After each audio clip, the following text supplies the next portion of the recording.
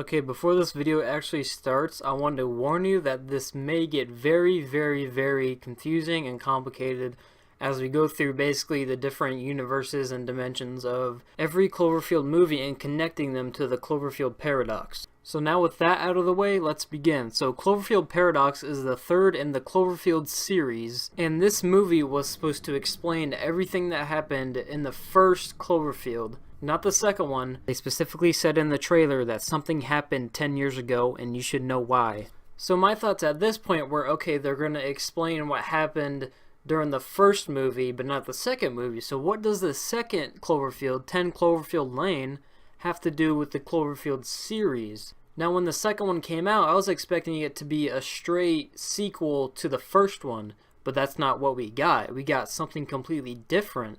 So then I began to realize that maybe the word Cloverfield, in quotes, Cloverfield, is just another word for maybe cool sci-fi movies that happen. Kind of like the Twilight Zone, where there's a bunch of episodes in the Twilight Zone, but every single one of them is something different. Something different happens in every one of the Twilight Zone episodes. So when the third one rolled around, I was so confused. I was like, wait a second, so they're going to somehow tie in the first and the second one, but how? How is the real question here? But anyway, we'll get to that later. Let's go back to the third one, back to the third one, where Earth is running out of energy, so they have to send people up to a space station called the Cloverfield. And the point of the Cloverfield was to store energy for Earth's future. And because of this energy crisis that the world's going through, the world was basically at a brink of war. So everyone was basically relying on the Cloverfield to save the world as it is. Now the way that the energy was going to be stored was through a particle accelerator, which they were trying to power up.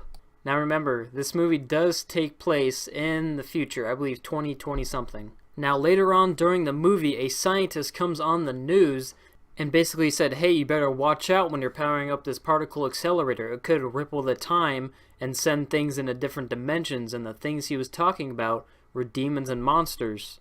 And what do you know, the scientist was right. They powered up the particle accelerator and it rippled the time and sent the Cloverfield back to a different dimension where there's a different Earth and there are different things happening on that Earth. And the crew soon realized that, oh crap, we just shot ourselves into a different dimension and this isn't our Earth. So we need to shoot ourselves back into our dimension, to our Earth. And then the movie goes on, people die, normal space movie stuff, but then you begin to realize that every single Cloverfield movie is because of the paradox that happened when the Cloverfield shot the particle accelerator and shot monsters and demons into different time periods of different Earths and different dimensions. I know, pretty confusing stuff, right?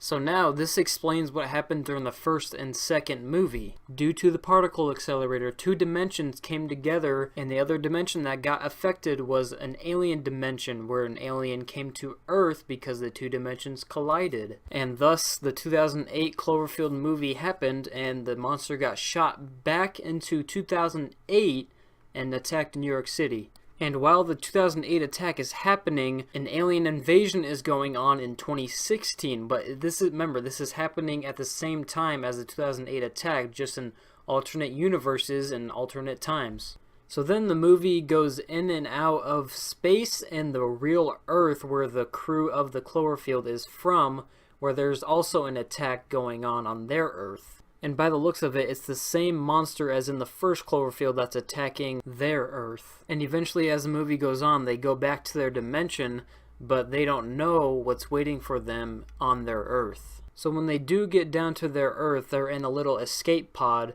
from the Cloverfield station.